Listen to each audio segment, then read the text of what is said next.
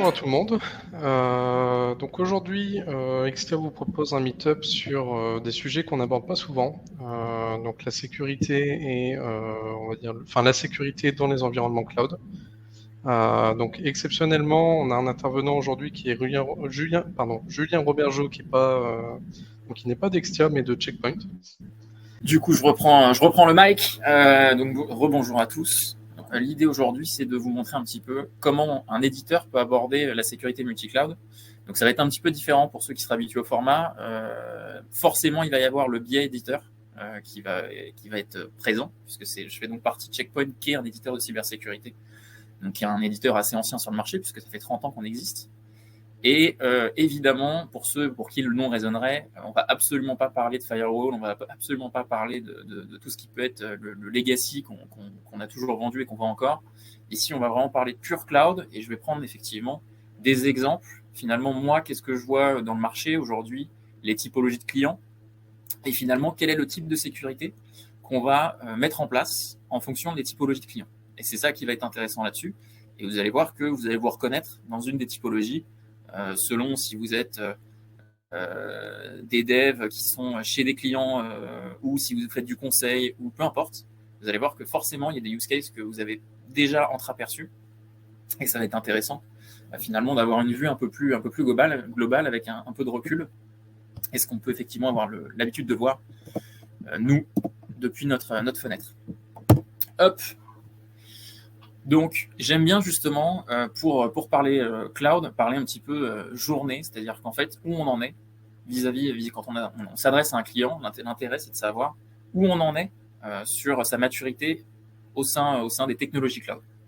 Et typiquement, aujourd'hui, ce qu'on peut voir, c'est déjà, si je pars effectivement de la gauche, là, cette partie réseau, en fait, ça va être des choses axées lift and shift. C'est-à-dire que vous avez des clients qui ont pas mal de techno on-premise, c'est leur legacy, et ils se disent, bah tiens, j'aurais besoin de m'étendre sur le cloud.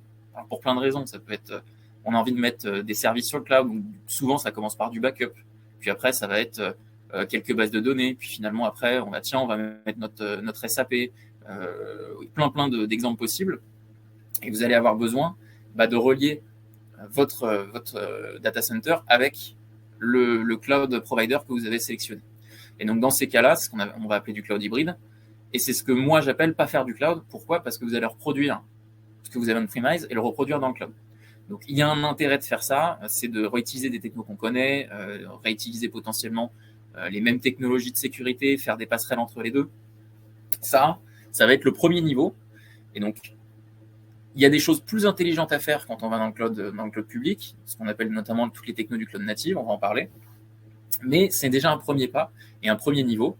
Et typiquement, vous pouvez rentrer sur des use cases où, chez certains clients, c'est ce qui se passe et la stratégie, c'est celle-là. Et donc, nous, on va accompagner les clients pour qu'ils fassent une architecture qui tienne la route et qui puisse finalement s'exploiter de la même manière aujourd'hui que d'ici 5 ans. Et vous allez faire un truc finalement qui croît et qui va être facile à maintenir. Voilà un petit peu le premier niveau. Puis le deuxième niveau, ça va être, je commence à avoir de plus en plus de choses dans le cloud public et je commence à avoir peut-être même plusieurs clouds publics, utiliser AWS, utiliser Azure, utiliser GCP ou d'autres. Et il va y avoir un besoin de se dire, tiens, j'ai de plus en plus de mal à contrôler ce que je fais dans le cloud public. L'exemple typique, c'est quand on est chez des gros clients, ça va être une équipe sécurité qui est dissociée de l'équipe des devs. Et donc finalement, les DevOps et l'équipe sécu vont pas forcément très bien se parler. Et on va se retrouver avec parfois des conflits. Typiquement, l'équipe sécu qui va pas forcément comprendre ce que fait les DevOps. Les DevOps vont se dire, oui, mais nous, t'es gentil, mais on a de la prod, on a des choses à lancer, des choses à tester. Donc on lance ça à la volée. Et on n'a pas envie d'attendre que la sécurité nous ouvre les portes sur le firewall comme à l'ancienne, ou sur le WAF, peu importe, qu'il fasse des exceptions, etc. On ne peut pas se permettre d'attendre, et donc souvent on a des technologies de sécu qui vont tourner en détection, on va manquer de vision sur ce qui est déployé dans le cloud. Je peux avoir un dev qui a son propre compte AWS qui déploie des choses à l'intérieur où l'équipe sécu n'a pas la vue. Je peux prendre tout un tas d'exemples. Et l'idée ici, c'est de pouvoir intervenir et dire on vous donne un outil qui fait de la gouvernance, de la posture, et donc sur cette partie-là, ça va être réellement, finalement, redonner de la visibilité sur les clouds publics. D'ailleurs, je suis en train de reparcourir ma frise, mais je vais plutôt deep dive sur chacun des éléments. Alors, du coup, je vais sauter volontairement la partie network, je vais y revenir dans 2 secondes pour que ça puisse rester fluide. Cette partie posture management, qu'est-ce qu'on va faire exactement? Nous, en tant qu'éditeur, on va vous proposer un service qui permet justement de reprendre cette visibilité et cette gouvernance. Alors, nous, on propose le service, mais ça s'appelle aujourd'hui du CSPM. Donc, c'est quelque chose qui est annoncé par le Gartner. Donc, c'est des mots-clés. Donc, il y a le CSPM pour tout ce qui va être compliance, gouvernance des clubs publics. Il va y avoir le CWPP qui va être plutôt axé sur la partie workload. Et donc là, ça va être des technologies comme Kubernetes, comme du serverless. Et il va y avoir les technologies du CNAP. Le CNAP, en fait, c'est la fusion des deux. C'est-à-dire que vous avez une solution qui est capable à la fois de gérer le CSPM et à la fois de gérer le CWPP. Donc là, ici, on est vraiment sur du CSPM. Et donc, c'est de la visibilité, de la gouvernance. Et finalement, être capable d'aller dire, tiens, j'audite tous mes clouds publics en continu.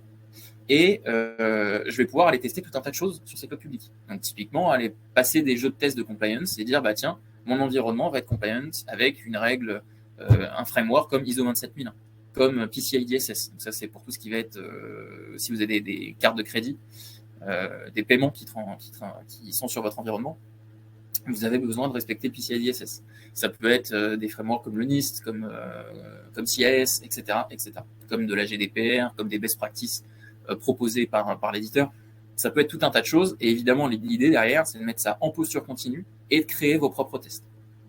Donc, on verra. C'est là-dessus que je vais axer ma démonstration après. Donc, effectivement, l'idée, c'est de regagner un peu cette visibilité et d'avoir un outil qui vous permet d'assurer toute cette compliance en continu. Pourquoi c'est important? Tout simplement parce qu'il y a des failles qui sont humaines. En fait, la majorité des failles aujourd'hui dans le cloud public, c'est quelqu'un qui se loupe, qui fait une erreur de conf.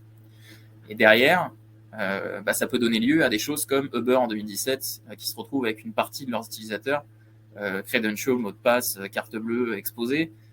Ça peut donner lieu à des choses comme Twitch, qui l'année dernière se retrouve avec l'intégralité de son code source exposé, avec les salaires de tous les streamers, avec tout, de toute façon, globalement, tout ce qui a pu leaker, ça a leaké. Donc, ça peut donner lieu à des ravages. Et l'idée, c'est d'avoir un outil qui, en permanence, check. Donc, typiquement, l'exemple, c'est avoir un outil. Un exemple de test, ça peut être j'ai un port SSH ouvert vers Internet sur une machine. Ça, pour aller vérifier ça dans une console AWS, dans une console Azure, c'est potentiellement 8, 9, 10 clics pour aller vérifier sur une machine spécifique. Et là, vous avez un outil qui le fait pour tous les assets en multi-cloud. Donc, j'ai pris un exemple bateau, mais dites-vous bien que, par exemple, si je prends 1000 tests, multiplié par le nombre d'assets, multiplié par le nombre de clouds publics, multiplié par le nombre de comptes, ça devient vite un travail de titan. Et ce genre d'outil devient un indispensable aujourd'hui sur les clouds publics. Je reviens sur la partie Network Threat Prevention. Pour ceux qui ne connaîtraient pas trop comment ça fonctionne, une architecture dans le cloud public, je ne vais pas rentrer dans le détail, mais c'est juste pour vous donner l'idée. C'est que dans le cloud public, vous avez un besoin de faire de la microsegmentation. Et derrière, vous avez des types de flux, donc qu'on va appeler nord-sud et est-ouest. Et sur cette partie-là, c'est la possibilité de mettre en place des solutions de sécurité. Donc en l'occurrence, nous, c'est des firewalls, mais avec tout un tas de fonctions avancées. Ça ne fait pas que du firewall. Et l'idée, c'est de croître et décroître avec des scaling sets. Donc, vous avez potentiellement des web serveurs derrière qui, eux, montent et descendent en fonction de la charge. Donc, l'exemple typique, c'est les sites marchands. On a, pendant Black Friday, des promotions. Il y a plein d'utilisateurs qui arrivent. Il faut augmenter le nombre de serveurs derrière. Les technos de sécurité vont suivre ce mouvement et on va avoir la possibilité de croître, décroître selon la charge. Et derrière, forcément, même chose, même système pour la partie Est-Ouest. C'est-à-dire qu'aujourd'hui, je peux prendre un exemple sur Azure. Azure, je déploie des web serveurs. Aujourd'hui, les interactions entre mes web serveurs, finalement, c'est un peu la main de Dieu. C'est-à-dire que quand c'est dans le même VNet, par défaut, tout le monde peut se parler. Sauf que ça peut lier, forcément, ça peut donner lieu à des attaques horizontales. Donc, typiquement, une machine deviendra infectée, elle pourrait infecter tout le reste. L'idée ici, c'est que l'intégralité du trafic repasse par un hub au sud. Donc, c'est ce qu'on appelle de l'est-ouest, parce que vous allez faire de la microseg et dire, mes web applications ne vont pas pouvoir parler avec mes API sans passer par le firewall, par exemple. Donc, voilà un petit peu les choses qu'on peut faire. Et je parlais tout à l'heure, évidemment, de lien avec le data center. C'est aussi l'intérêt, quand on fait du réseau, c'est de pouvoir faire des liens en cloud hybride et avoir une management qui centralise tout. C'est-à-dire que nous, c'est ce qu'on propose et ce qui fait un petit peu la différence par rapport au reste du marché. C'est que vous avez une management unifiée qui permet de piloter toutes ces instances de firewall, peu importe où elles sont. Voilà un petit peu notre vision sur cette partie-là. Posture management, on vient d'en parler, j'en ferai la démonstration juste derrière. Et on a également, sur nos clients, du coup, on a vu la partie réseau, on a vu la partie configuration, compliance. Il peut y avoir des besoins ensuite qui viennent plutôt sur la partie WAF, sur la partie application. Donc typiquement, demain, vous exposez une application, vous exposez une API, vous risquez d'avoir ce qu'on appelle les attaques OWASP. Donc en gros, c'est toutes les attaques style injection SQL, c'est toutes les attaques style XSS, cross-site scripting.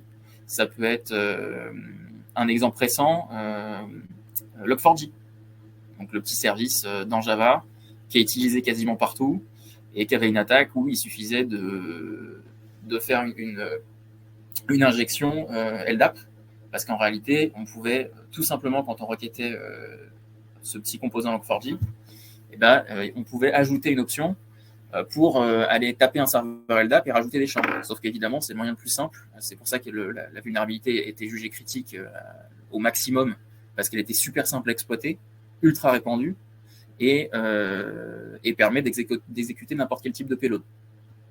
Ça, typiquement, si vous n'avez pas un WAF qui vous protège, c'est compliqué. Sauf que le WAF, c'est bien, mais le WAF, c'est vieux. C'est-à-dire que les technos de WAF, on parle de bousins où il faut qu'il y ait quelqu'un qui soit derrière H24 pour aller gérer les faux positifs. Et sinon, aujourd'hui, la majorité des vieux WAF du marché, parce que c'est une techno qui a 20 ans, ils sont pour la majorité en mode detect. Nous, on fait une chose un petit peu plus différente, c'est qu'on va se déployer en module de Nginx. Donc Nginx, peut-être que certains connaissent, c'est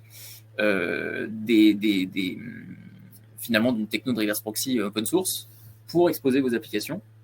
Et donc derrière, nous, on se met en plugin de sécu, et donc après votre composant Nginx qui se déploie sur une machine Linux, sur un Docker, sur du Kubernetes, peu importe, on va aller piloter la sécurité.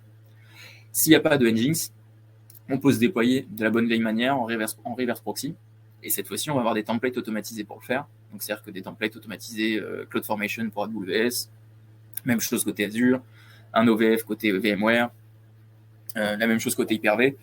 Bref, l'idée, c'est de quelque chose qui se déploie en quelques clics et où on va avoir une phase de learning, et c'est des moteurs de machine learning qui vont être capables de gérer les faux positifs. Derrière, l'administrateur, lui, n'a plus rien à faire. Il consulte juste les logs pour aller voir effectivement ce qui a pu se passer, ou évidemment accompagner le learning dans la phase de learning qui dure entre 3 jours et une semaine selon le nombre de requêtes. Donc pareil, là aussi, c'est quelque chose d'intéressant parce que c'est un des moyens finalement d'aller défendre des applications ou des API assez simplement en déployant quelque chose devant assez rapidement. Et donc ça aussi, c'est quelque chose qui est nouveau parce que, encore une fois, c'est des choses, vous pouvez avoir le cas, vous travaillez chez un client directement chez eux en étant en prestat, ou alors vous êtes finalement dans une boîte de conseil et vous ne savez pas forcément quoi répondre quand quelqu'un vient vous voir et vous dit j'ai un besoin de protéger mes applications, j'ai un besoin de protéger mes API, mais aujourd'hui le marché ne m'offre pas grand-chose pour protéger ça de manière efficace et simple, et surtout pas un coût comme les techno de WAF traditionnels. On parle de coûts qui commencent à 400 000, 500 000 $. Ici, on est sur des coûts qui sont plus aux alentours des 10 000. Donc, c'est évidemment la croissance sur le nombre de requêtes, etc. Donc, c'est des modèles qui sont différents et qui permettent de se projeter sur la sécurité beaucoup plus simplement et pas avec des coûts d'entrée qui sont trop élevés. Voilà un petit peu cette partie WAF, cette partie applicative, qui est tout aussi importante. Derrière, on peut deep dive sur des choses. Je parlais tout à l'heure de la partie workload, c'est WPP. Là, on commence à avoir des clients qui sont très matures. Pourquoi ? Parce qu'on parle de techno Kubernetes, on parle de techno serverless, et il faut déjà une certaine maturité et des équipes formées pour commencer à utiliser ce type de techno. C'est des technos qui sont récentes. Kubernetes, ça a à peu près 5 ans. Il n'y a pas que Kubernetes, il y a de l'OpenShift, il y a du Tanzu qui est la techno, le Kubernetes de VMware. Il y en a d'autres. Et ça demande quand même un petit peu de formation pour gérer ces choses-là. Cette partie workload, qu'est-ce que c'est ? C'est l'idée de pouvoir comme la partie CSPM, aller faire de la gouvernance et de la compliance de vos clusters Kubernetes. Le cluster de Kubernetes, ça peut être quelque chose de déployé sur le cloud public, avec des services comme AKS, EKS sur AWS et Azure, ou ça peut être des choses, comme je viens de le dire, OpenShift, etc. Et on-premise dans ce cas précis. Et donc l'intérêt, c'est de dire, bah là, parfait, on va pouvoir aller déployer des agents au sein de nos clusters Kubernetes qui vont aller faire de l'analyse et aller regarder si on n'a pas des vulnérabilités, si on n'a pas des permissions qui sont trop permissives, si on n'a pas des problèmes de configuration au sein de notre cluster, et aller mettre de la protection runtime. Typiquement, est-ce que mon cluster n'est pas en train de miner des crypto-monnaies? Et si oui, s'en rendre compte et bloquer l'exécution, par exemple. Donc là, on va rentrer sur des choses un petit peu plus avancées. Côté serverless, il va y avoir des use cases assez similaires, comme par exemple, finalement, être capable d'emborder tous les lambda, toutes les fonctions dans Azure. Donc, je vais pas rentrer trop dans le détail, mais en gros, lambda et fonction, c'est la même chose. Lambda, c'est pour AWS, fonction, c'est pour Azure. Et l'idée ici, c'est qu'en fait, c'est du code source. Et en fait, forcément, qui dit du code source, dit c'est différent à protéger. Et donc, en fait, une lambda, qu'est-ce que c'est? Donc, du code source qui va être exécuté et qui va avoir des permissions pour aller faire des changements au sein de votre environnement. Appeler du compute, toucher une base de données, modifier des permissions, etc. Et donc, forcément, aller protéger ça, c'est différent. Et donc, on va avoir de l'analyse de posture sur cette lambda, sur notre code source, aller regarder si les permissions correspondent à ce qu'on analyse dans le code source. Est-ce que les permissions ne sont pas trop permissives? Fournir des templates de permissions en disant, voilà, nous, on a analysé le code source, donc on sait que les permissions, elles doivent être ce JSON-là qu'on va pouvoir vous donner, et vous n'avez plus qu'à importer pour modifier les permissions et avoir quelque chose qui est correct. Aller regarder le runtime, dire effectivement, tel ou tel call que vous faites pour appeler votre lambda, il n'est pas légitime. Ou bien notre lambda, elle se met à, effectivement, même exemple, à appeler du compute pour miner.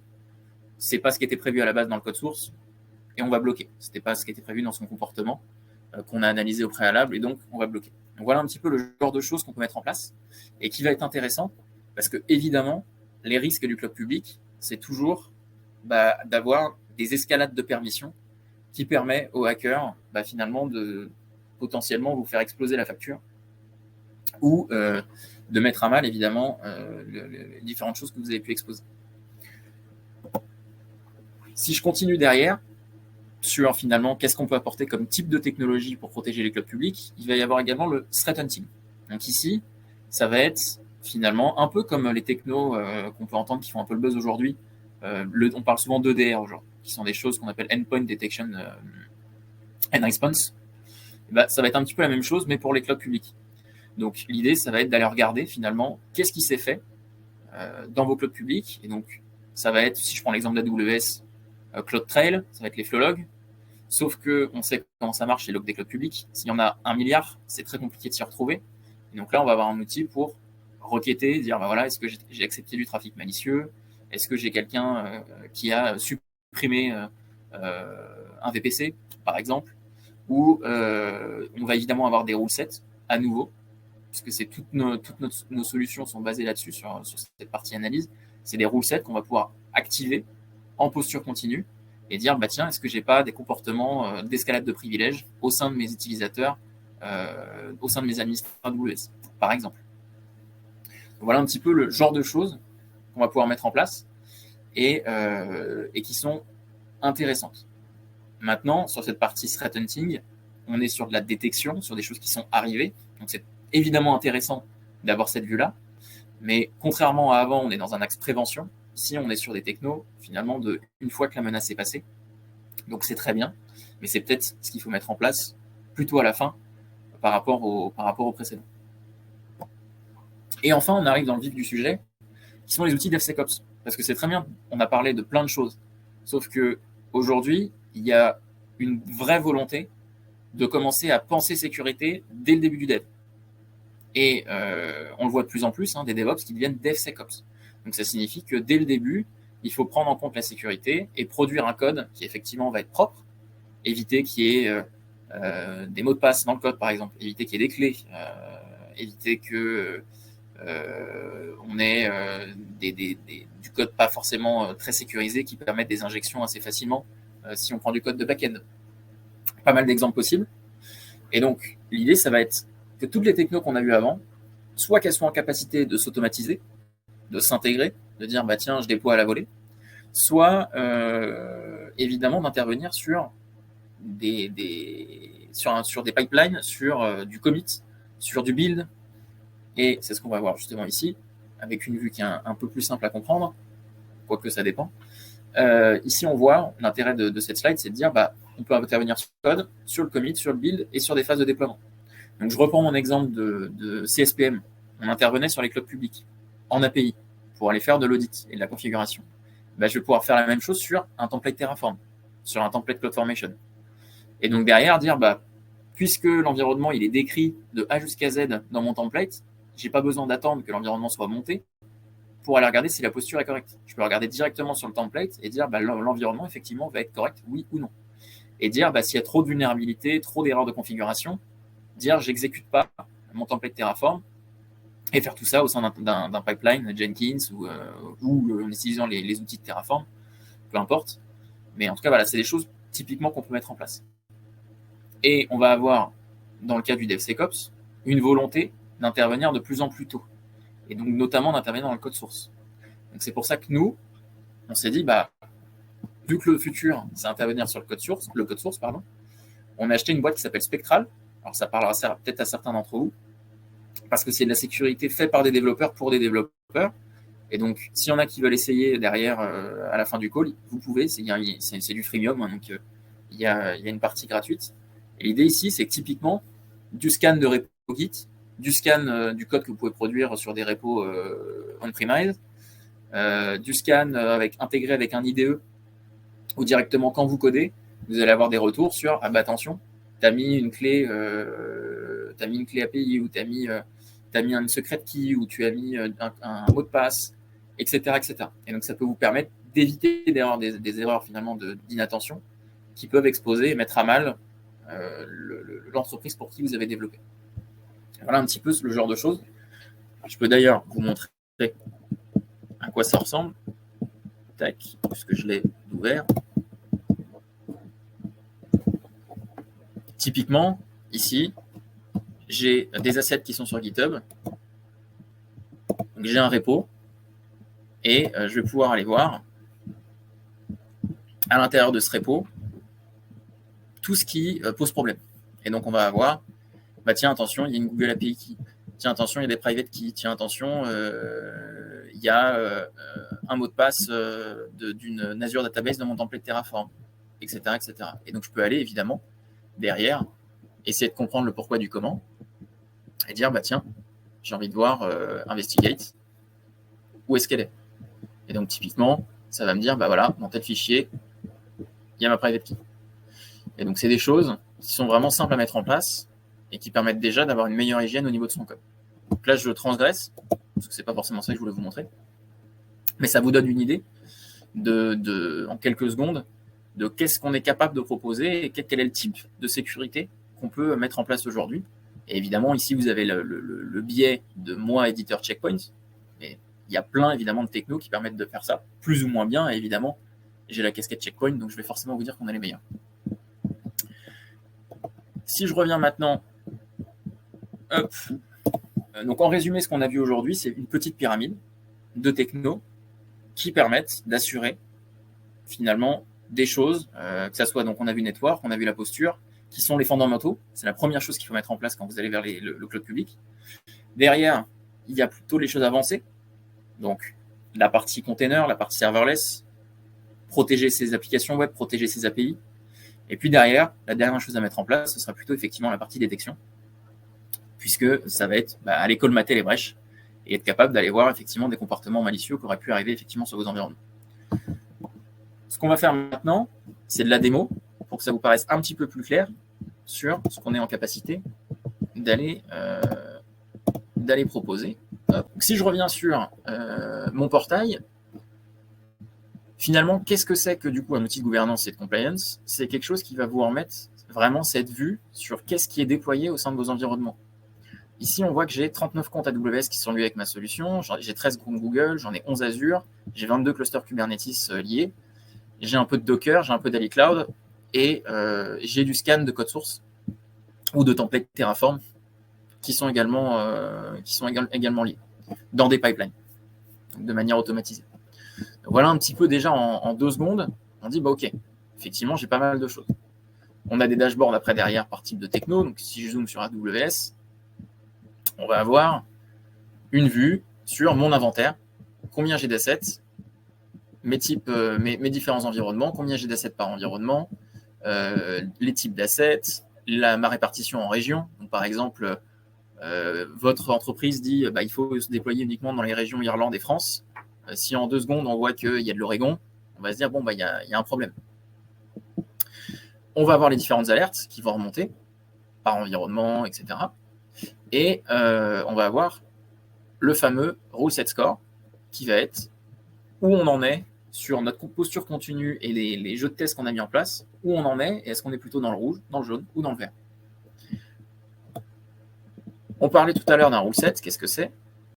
Un rule set, donc là ici j'ai Kubernetes qui est pré-rentré, je vais prendre un exemple sur AWS.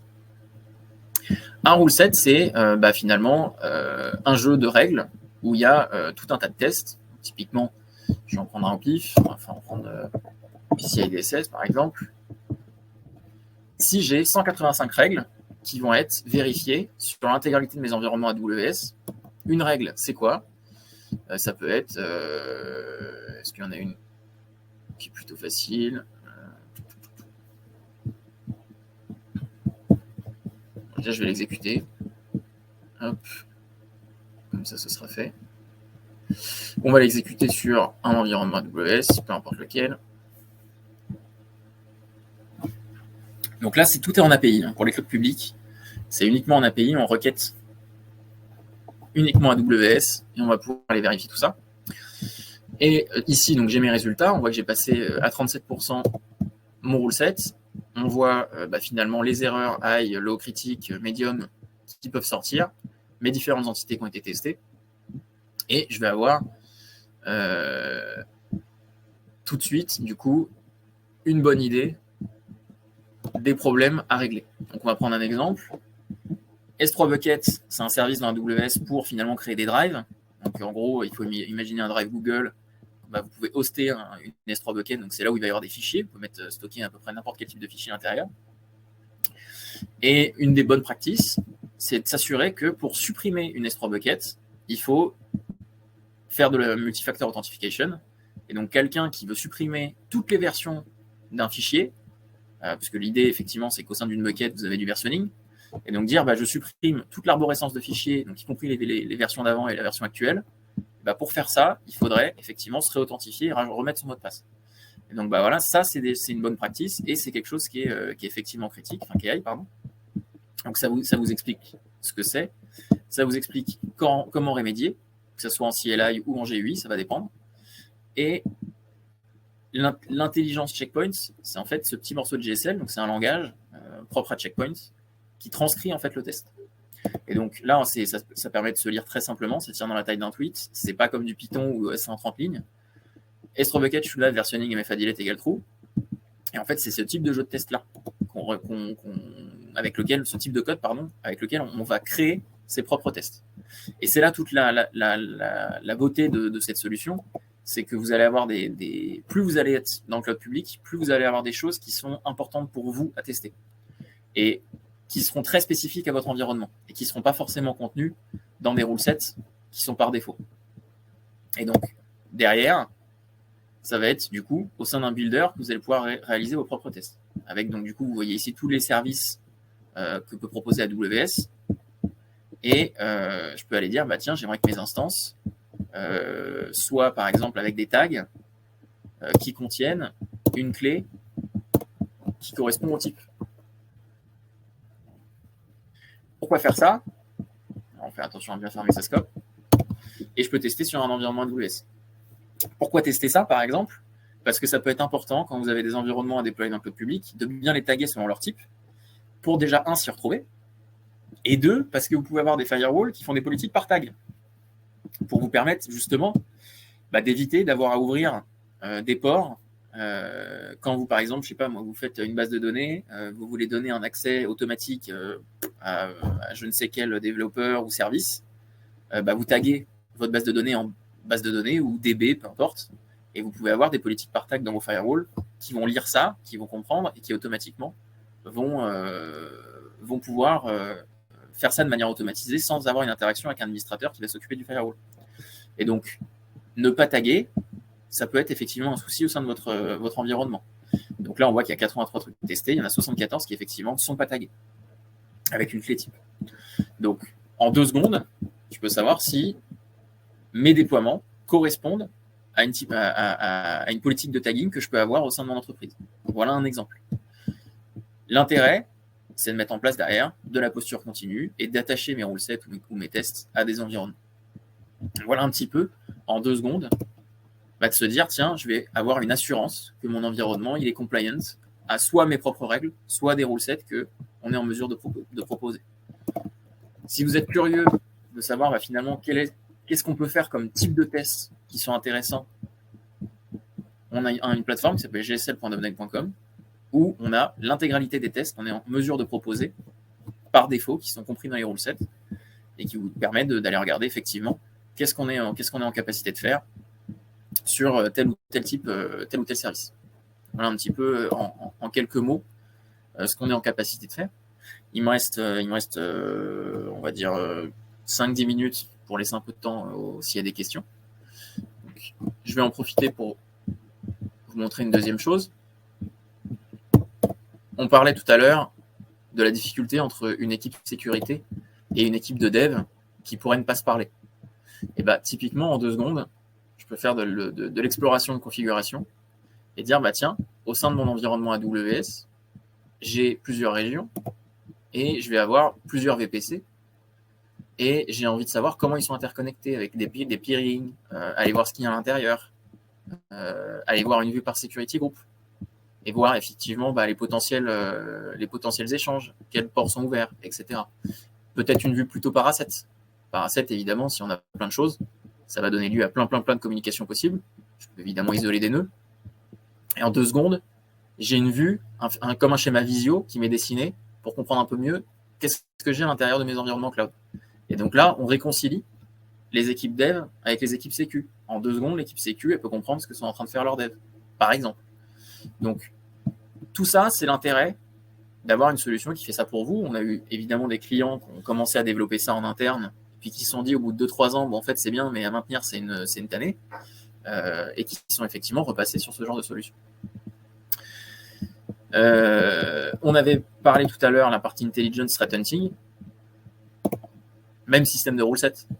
On va avoir, je vais dire Kubernetes, on va avoir des choses, par exemple Azure, aller regarder si j'ai de la persistance, c'est-à-dire des techniques pour finalement, est-ce que j'ai des hackers qui utilisent des techniques pour avoir accès, garder un accès sur les machines? Est-ce que j'ai de l'exfiltration de données? Est-ce que j'ai de la discovery, c'est-à-dire des technos pour aller regarder et comprendre un petit peu qu'est-ce qui est déployé au sein de votre environnement? Et donc, d'avoir des choses qui vous permettent de garder un œil et d'avoir finalement une vue de SOC pour contrôler et garder un œil sur ce qui se passe sur vos environnements. Donc là, si vous voyez plein de noms un peu bizarres, c'est parce que je n'ai pas filtré sur les choses uniquement faites par Checkpoint. Là, c'est une plateforme de démo. C'est-à-dire, par plateforme, c'est parti. Et j'aurais dû dire, voilà, CloudGuard Manage et pas Customer Manage, puisque là, il y a évidemment tous les rulesets créés par les utilisateurs. Hop, ici, j'ai tout ce qu'on est en mesure de proposer sur les différents cloud providers. On va terminer par la partie shift left. Cette partie shift left, j'avais parlé tout à l'heure l'idée de scanner un template Terraform. On va avoir 3 possibilités, le temps que ça mouline. Première possibilité, c'est scanner du template as a code et dire dans un pipeline CI/CD, je m'intègre pour aller scanner un template Terraform, pour aller scanner un template CloudFormation, pour aller scanner, pas encore dispo mais ça arrive, le pendant Azure de CloudFormation, j'oublie toujours son nom. Même chose sur la partie code source, aller regarder si j'ai pas des vulnérabilités, au sein de mon code source. Aller regarder si les bibliothèques que j'utilise sont pas avec des vulnérabilités connues. Est-ce que j'ai, on en parlait tout à l'heure avec l'exemple de Spectral, est-ce que j'ai des tokens ou des mots de passe qui sont enregistrés en dur au sein de mon code? Ou bien scanner des images. Donc, par exemple, vous avez des images Docker, des images qui sont dans un repo AWS ou Azure, des images qui sont utilisées au sein de vos clusters Kubernetes. Allez regarder si aussi ces images-là n'ont pas effectivement des problèmes de risque ou de vulnérabilité. Et donc là, vous avez un outil de KNAP qui fait tout au sein d'une même plateforme. Voilà un petit peu dans les grandes lignes ce qu'on est en mesure de proposer en tant qu'éditeur. Et je vais évidemment, et je terminerai là-dessus, faire ma pub, puisque vous avez, si vous le souhaitez, si quelqu'un vous dit, bah tiens, est-ce que tu ne connaîtrais pas un outil qui nous permettrait effectivement de tester notre compliance, notre configuration sur tout type d'environnement, et que vous voulez essayer de votre côté à quoi ça ressemble, sans forcément m'appeler, sans forcément être au contact de l'éditeur tout de suite, parce que vous ne voulez pas vous faire harceler par nos amis les commerciaux, il suffit de se créer un compte ici, avec Don't Account. Alors, ça ne marche pas avec les adresses Gmail, hein, ça marche uniquement avec les adresses pro. Et vous allez pouvoir vous générer un environnement de test, de POC pendant 30 jours, gratos. Et finalement, vous faire un test de posture sur vos environnements AWS, Azure, etc. Et donc, en 2 secondes, vous cliquez sur posture et ça va vous proposer de vous générer un POC pendant 30 jours. Alors, c'est viable sur le reste des technos, mais j'ai dit que je ne parlais pas de firewall, j'ai dit que je ne parlais pas d'autre chose que de cloud aujourd'hui. Donc, je ne parle pas, mais il y a toutes nos consoles SaaS qui sont dispo pour tester à la volée. J'espère que c'était clair. Merci beaucoup. Au revoir. À bientôt.